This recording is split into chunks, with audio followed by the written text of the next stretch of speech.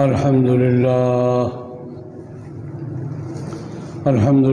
نحمده ونستعينه ونستغفره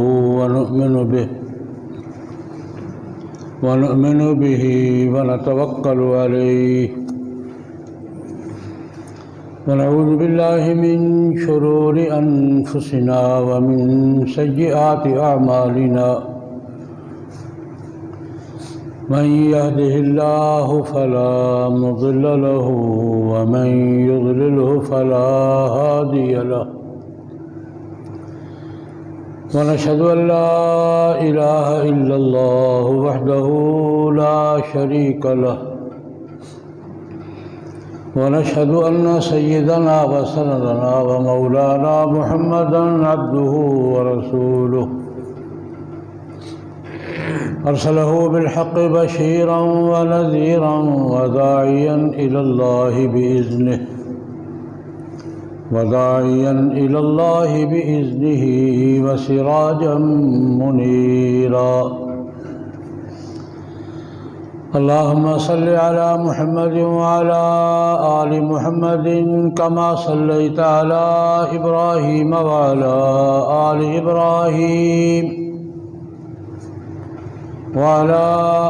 إبراهيم إنك حميد مجيد اللهم بارك على محمد وعلى آل محمد كما باركت على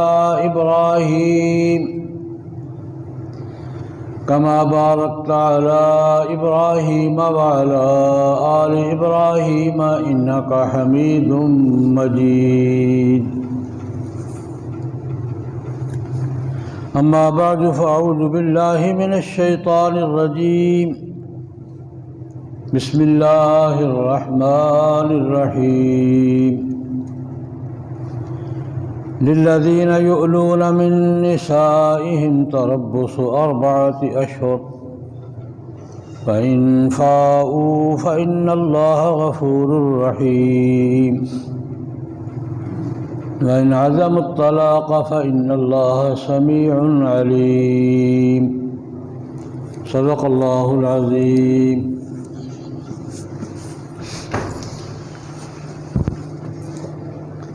بزرگان محترم، برادران اسلام،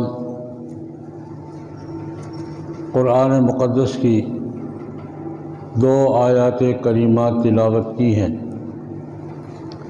مختصر وقت کے اندر ان آیات مبارکہ کی روشنی میں کچھ ضروری باتیں عرض کرنے کی کوشش کروں گا۔ اللہ جل جلالہ و عم نوالہ کی بارگاہ میں دعا فرمائے، خداوند ذوالجلال مجھے صحیح عرض کرنے کی، آپ حضرات کو صحیح سننے کی، مجھے آپ کو سب مسلمان بلکہ انسان بھائیوں کو صحیح بات سمجھنے، قبول کرنے اور اس پر عمل کرنے کی توفیق عطا فرمائے۔ گفتگو چل رہی ہے خاندانی نظام کے حوالے سے۔ میاں بیوی بچے فیملی ہر زمانے میں رہے ہیں۔ جناب نبی کریم صلی اللہ علیہ وسلم سے پہلے بھی تھے، اب بھی ہیں، قیامت تک رہیں گے۔ ان کے قوموں کے، مذاہب کے، علاقوں کے اپنے اپنے رواج یا اپنے اپنے طریقے ہیں۔ نبی کریم صلی اللہ علیہ وسلم نے نکاح کے نظام میں اور خاندان کے نظام میں جو تبدیلیاں کی تھیں ان کا تذکرہ چلا۔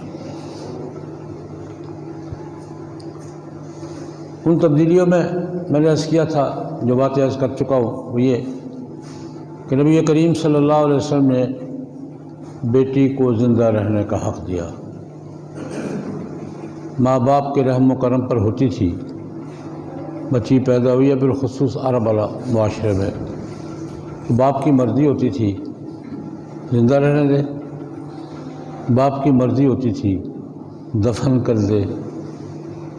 اس کے لیے ایک فیصلہ کرنا مشکل ہو جاتا تھا، یمسکہ علی ہون ام یدسہ فی التراب، قرآن پاک کہتا ہے کہ بچی جب پیدا ہوتی تھی تو باپ مشکل میں پڑ جاتا تھا کہ زندگی بھر کے طعنے برداشت کر کے اس کو زندہ رہنے دیں، اب یہ دسوف تھا یا بھی مٹی میں دبا دیں۔ یہ باپ کو فیصلہ کرنا ہوتا تھا کہ اس کو زندہ رہنے دے اور زندگی بھر طعنے سہے کہ بیٹی کا باپ ہے، یا اب اسے قصہ ختم کرے۔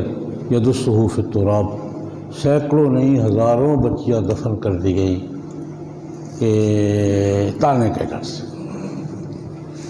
یہ حضور نے فرمایا نہیں، جس طرح بچے کا زندہ رہنے کا حق ہے، بچی کا بھی زندہ رہنے کا حق ہے، اور بچی کے قتل کو وہ ماں کے پیٹ میں ہو تب، جننے کے بعد زندہ بچی ہو تب اس کو قتل کرنا۔ جیسے کہ آزاد عام انسان کا قتل قتل ہے، بچی کا قتل بھی قتل، بلکہ زندہ بچی تو زندہ بچی ہے۔ اگر کسی بچے کو ماں کے پیٹ میں کسی نے قتل کر دیا، جس کو جو آج کل ہمارے اسقاط عمل کی بات چلتی ہے، رسول اللہ صلی اللہ علیہ وسلم نے ماں کے پیٹ میں بچے میں جان پڑ گئی ہے، بچہ حرکت کرنا شروع ہو گیا ہے، وہ انسان ہے، اس کے قتل کو بھی قتل کرنا۔ مقدمہ حضور کی خدمت میں پیش ہوا، ایک عورت حاملہ تھی، پیٹ میں بچہ تھا، دوسری عورت سے جھگڑا ہو گیا، اس نے پیٹ پر پتھر مارا، بچہ مر گیا پیٹ میں۔ نبی کریم صلی اللہ علیہ وسلم نے اس کو قتل قرار دے کر دیت دلوائی، اس کو خون بہا ہو گئی۔ یعنی پیدا ہونے کے بعد تو سوال نہیں پیدا ہوتا، پیدا ہونے سے پہلے بھی اگر ماں کے پیٹ میں بچے میں جان پڑ گئی ہے، بچہ ہے یا بچی، نبی کریم صلی اللہ علیہ وسلم نے اس کو قتل قرار دیا ہے، اور اس کے ضائع کرنے پر حضور نے قتل کے احکام لگائے۔ خیر پہلی بات نہیں۔ پھر نبی کریم صلی اللہ علیہ وسلم نے وہ عرب معاشرے میں بالخصوص عورتوں کو تنگ کرنے کے، مجبور کرنے کے جو راستے بند کیے ہیں، ان کا تھوڑا تذکرہ کرنا چاہوں گا۔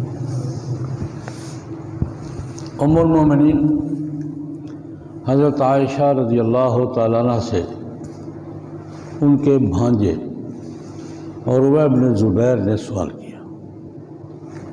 قرآن پاک کی آیت ہے، ان خفتم اللہ تقسطوا فی الیتامی فانکحوا ما طاب لکم من النساء مثنی وثلاث ورباع۔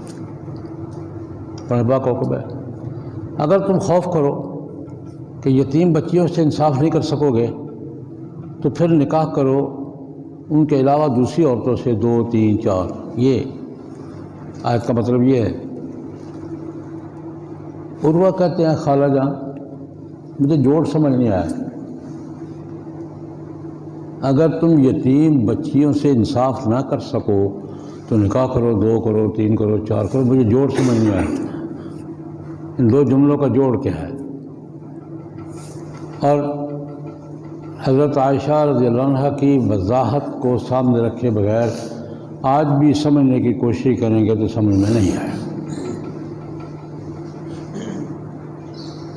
قرآن پاک کی 20 آیات ہے، اگر اس آیت کے نزول کا پس منظر معلوم کرے گے تو سمجھ میں آئے گی، ورنہ نہیں آئے گی۔ یہ ایک الگ موضوع ہے کہ کیوں نازل ہوئی تھی، کس پر نازل ہوئی تھی، کیا مقصد تھا، اس کو آج کی دنیا میں بیک گراؤنڈ کہتے ہیں، مفسرین شان نزول کہتے ہیں۔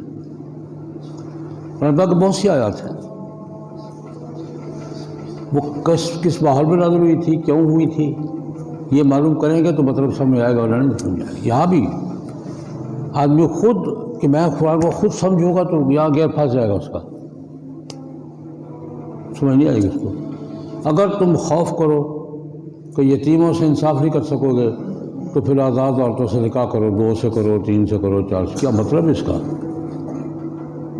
کیا جوڑ ہے اس کا؟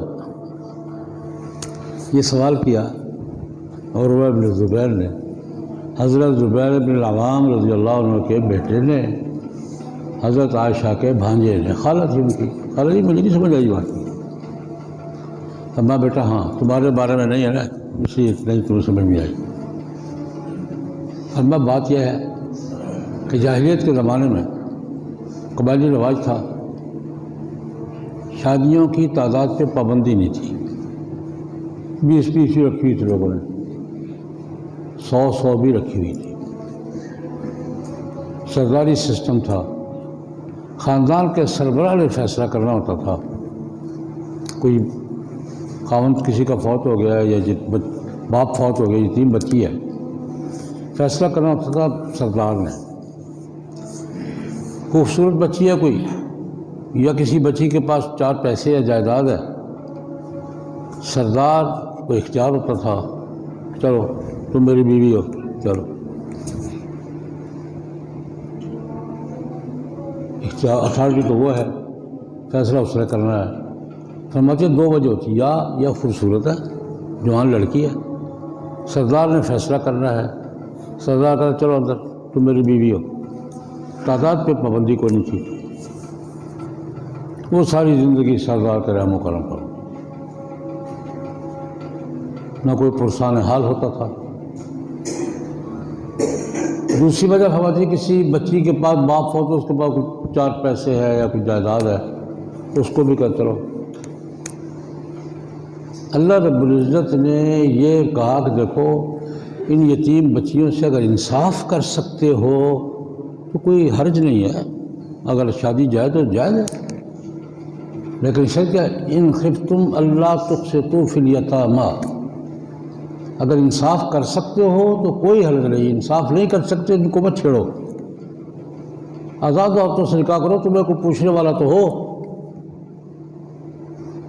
یہ بھی نکاح کے مقاصد میں سے ہے، میں ایک بات درمیان میں عرض کر دیتا ہوں، نکاح کے مقاصد میں سے ہے کہ ایک عورت ایک خامند کے نکاح میں آئی ہے تو وہ بالکل آزاد نہیں ہو گیا، شریعت نے پورا سسٹم رکھا ہے پیچھے کہ کل یہ عورت اگر تنگ ہو تو پیچھے کو پوچھنے والا ہو، کیا کر رہے ہو، ویسے رحم و کرم پر نہیں چھوڑ دیا، عورت کے پیچھے فیملی، ماں باپ، بہن بھائی، پورا سسٹم دیا فقہا نے کہ تنگ ہوگی، اگر وہاں سے بے گھر ہو گئی ہے، یہ بیوہ ہو گئی ہے تو پیچھے کون ذمہ دار ہوگا، ذمہ داروں کا تعین کیا ہے، باپ ہوگا، بھائی ہوگا، بیٹا ہوگا، بے وارث نکاح کا مطلب بھی اس کے حوالے کرتے رہنا نہیں ہے۔ میں اس کا ایک چھوٹی سی مثال دیتا ہوں کہ عورت کو نکاح کر کے خاوند کے حوالے کیا ہے تو حوالے نہیں کر لیا، پیچھے سسٹم رکھا ہے، تنگ ہوگی تو سنبھالے گا کون، اس کو پوچھے گا کون، اس کے حقوق کی حفاظت کون کرے گا، پورا نظام ہے۔ میں ایک چھوٹی سی مثال دیتا ہوں، ایک مرد عورت کا نکاح ہو گیا، میاں بیوی، اب ظاہر بات ہے کہ چونکہ سارا معاملات اخراجات وغیرہ خاوند کے ذمہ تو خاوند کے ہاتھ رہے گی، خاوند جہاں رہے گا وہاں رہے گی، خاوند اس کی مرضی پر ہے، لیکن فقہا نے شرط لگائی ہے کہ کوئی خاوند اپنی بیوی کو اس کے ماں باپ سے اتنی دور نہیں لے جا سکتا کہ ماں باپ کے بیٹی کو دیکھنے ملنے کے امکانات ختم ہو جائیں، شرط ہے۔ ماں باپ، بہن بھائی اپنی بہن سے، اپنی بیٹی سے مل نہ سکے، ایسی صورت خاوند نہیں پیدا کر سکتا، اتنی دور نہیں لے جا سکتا کہ ماں باپ اور بہن بھائی اپنی بہن بیٹی کا پتہ نہ کر سکیں۔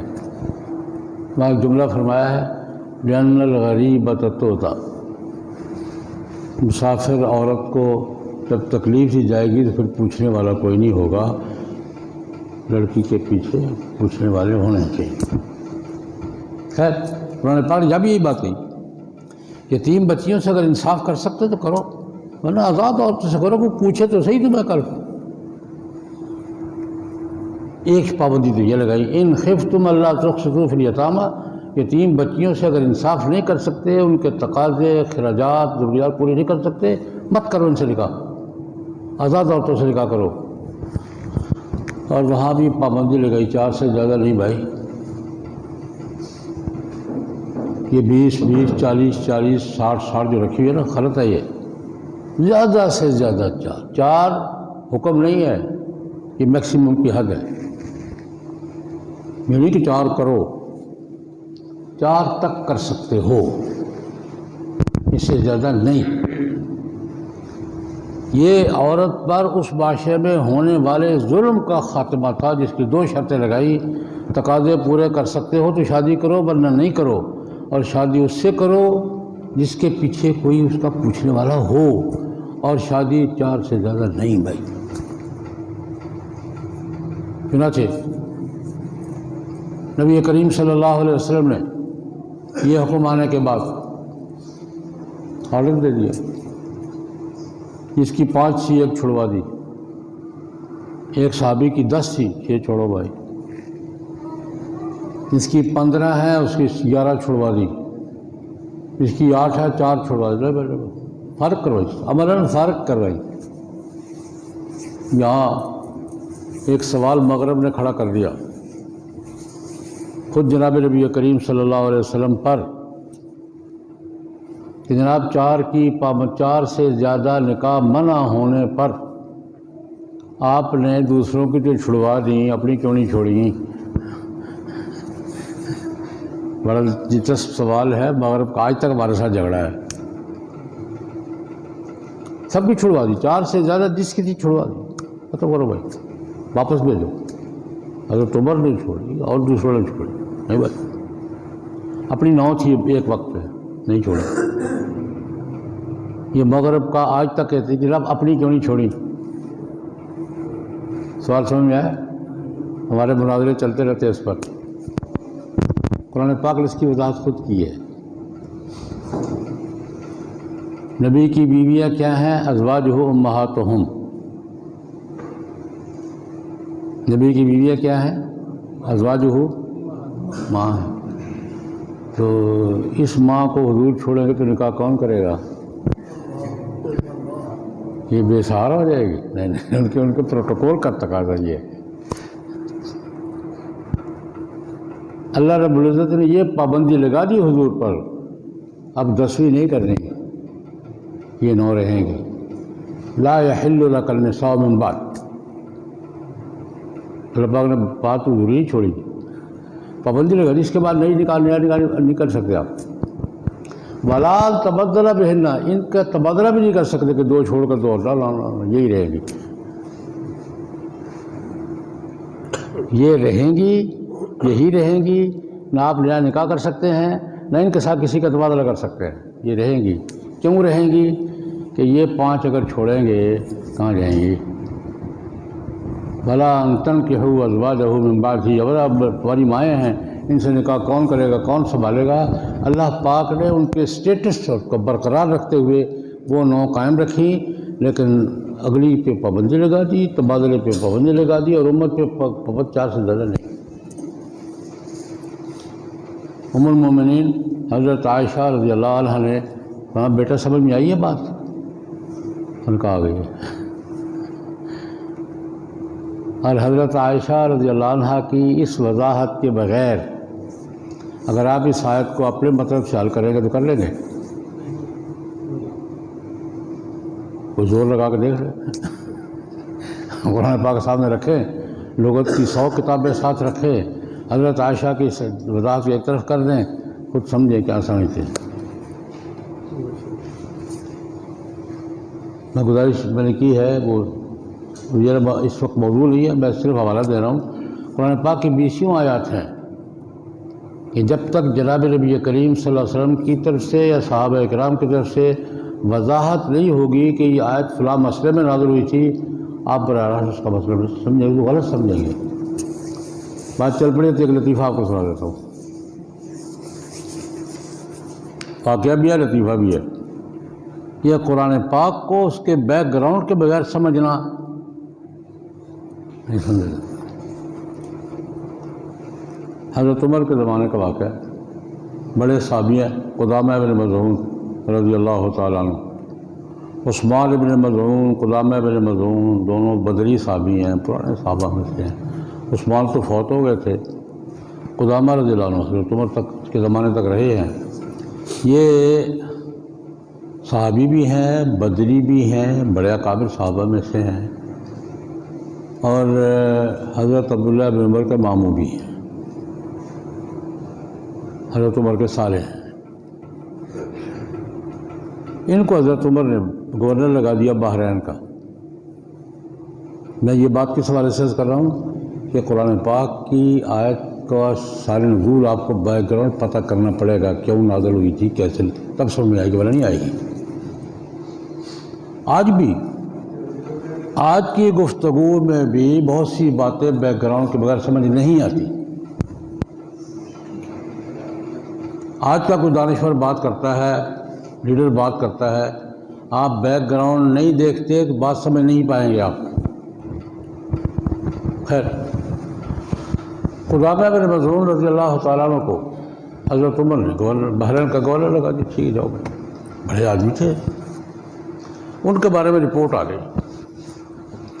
یہ کبھی کبھی شراب پیتے ہیں، بڑی خوفناک رپورٹ ہے، یہ رپورٹ آ گئی کبھی کبھی شراب پیتے ہیں۔ حضرت عمر نے انکوائری مقرر کر دی، محمد ابن مسلمہ کو بھیج جاؤ، یار پتہ کرو، گورنر صاحب کے خلاف شکایت ہے، جا کے اگر درست ہے تو پکڑ کے لے آنا۔ انسپیکٹر گئے، جا کے دیکھا بات ٹھیک تھی، اس کو پکڑ کے لے آئے۔ اب حضرت عمر بیٹھے ہوئے، قدامہ سامنے کھڑے، گورنر ہیں بحرین کے۔ قدامہ تمہارے بارے میں یہ رپورٹ ملی ہے کہ شراب پیتے ہو؟ ہاں کبھی کبھی پیتا ہوں۔ پیتا ہوں حضرت، کبھی کبھی۔ کیوں بھائی؟ قرآن پاک نے اجازت دی ہے۔ قرآن پاک نے کہاں؟ تو سنیے، کیس سپریم کورٹ کی بھی سپریم کورٹ ہے، وہ کیس وضاحت کر رہے ہیں، کہتے ہیں قرآن پاک میں دیکھیں، آپ بھی ذرا سنیں گے، قرآن پاک کی آیات کو اسی ترتیب سے پڑھیں گے تو آپ بھی یہی مطلب نکالیں گے۔ قرآن پاک میں ہے، یا ایھا الذین آمنوا انما الخمر والمیسر والانصاب والازلام رجس من عمل الشیطان، جوا، یہ شراب، یہ لاٹری گندے کام ہے، چھوڑو، فاجتنبوہ، یہ منع، چھوڑ دو۔ اگلی جو آیت ہے، انما یرید الشیطان ان یوقع بینکم العداوۃ، یہ شراب جھگڑے پیدا کرتی ہے، یہ اس کا حکمت بیان کی ہے۔ تیسری آیت ہے، تیسری آیت ہے، اطیعوا اللہ واطیعوا الرسول، جو حکم ہوا ہے اس کی پابندی کرو۔ اور چوتھی آیت ہے، لیس علی الذین آمنوا وعملوا الصالحات جناح فیما طعموا، جو ایمان لے آئے ہیں، اچھے کام کرتے ہیں، ان پر کوئی حرج نہیں اگر چکھ لی ہے تو۔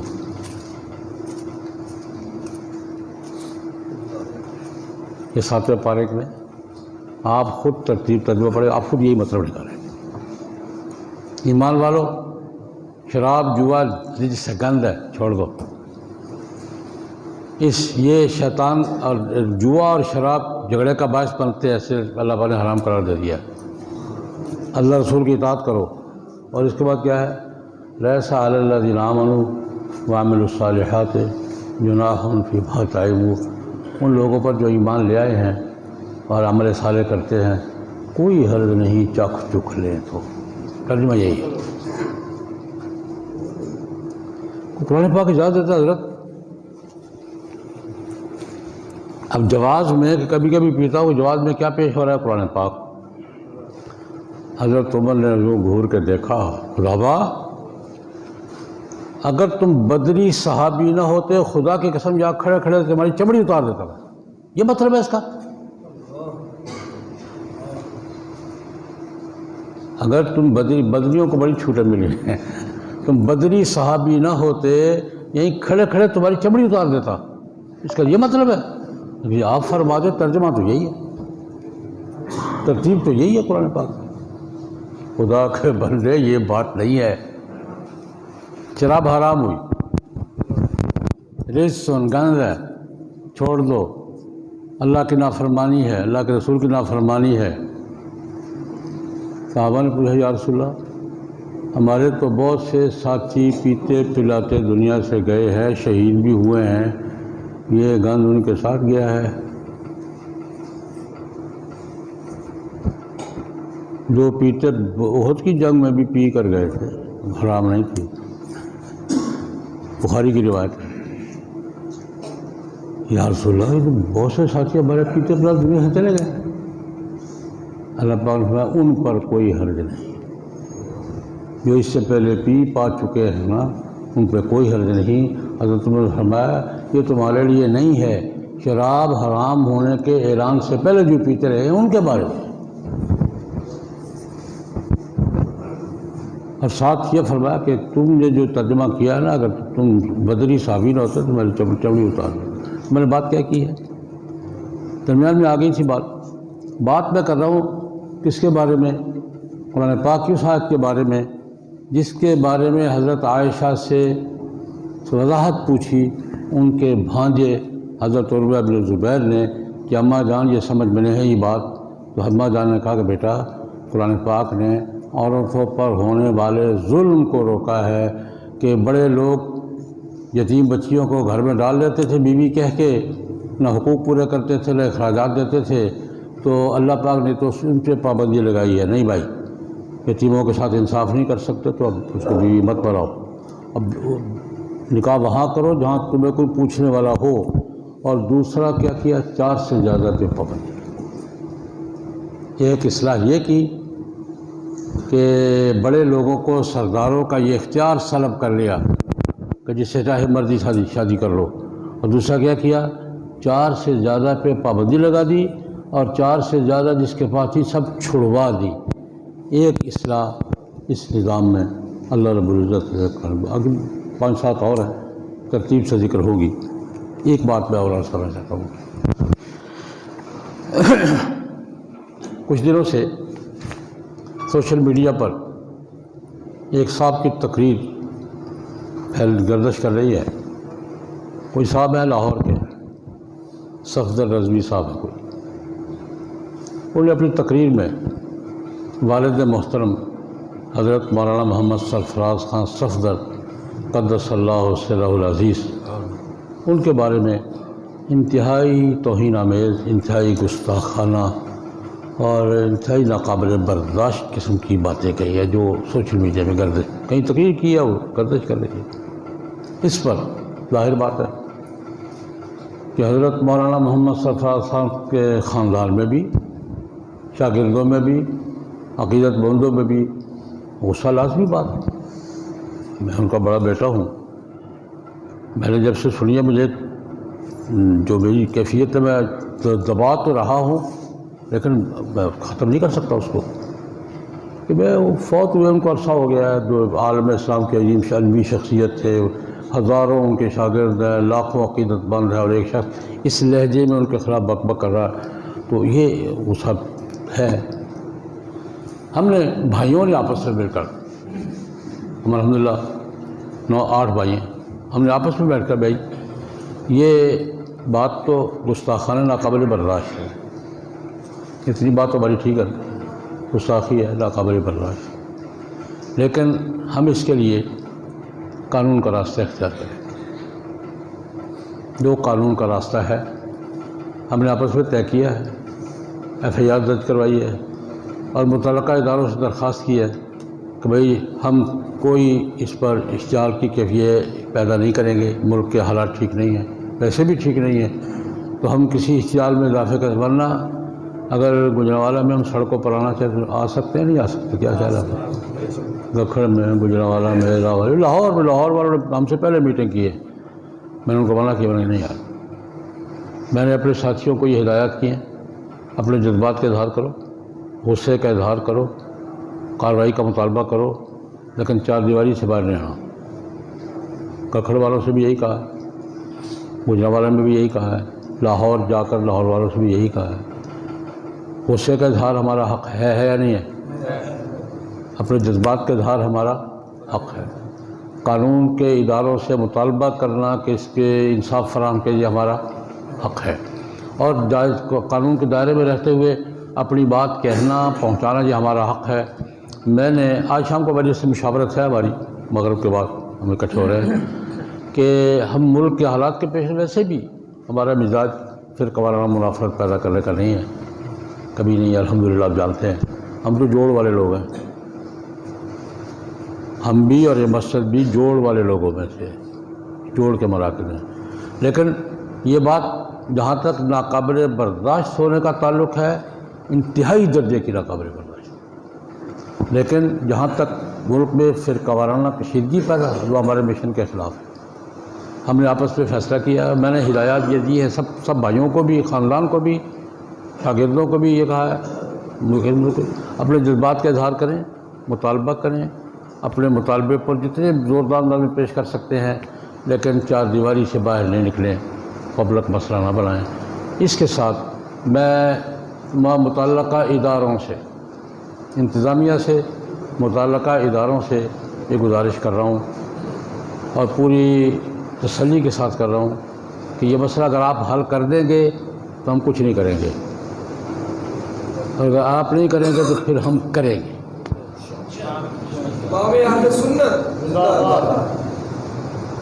میں دو جملے کہہ رہا ہوں، انتظامیہ سے، پولیس سے، متعلقہ اداروں سے میں بالکل دو ٹوک کہہ رہا ہوں، اگر آپ حل کر دیں گے تو ہم خاموش رہیں، اور اگر آپ نہیں کریں گے تو پھر ہم کریں گے اور اپنے طریقے سے کریں گے۔ اللہ پاک ہمارے متعلقہ حکام کو توفیق دے کہ وہ اس کو قانون کے مطابق لوگوں کو انصاف فراہم کریں۔ اللہم صلی علی سیدنا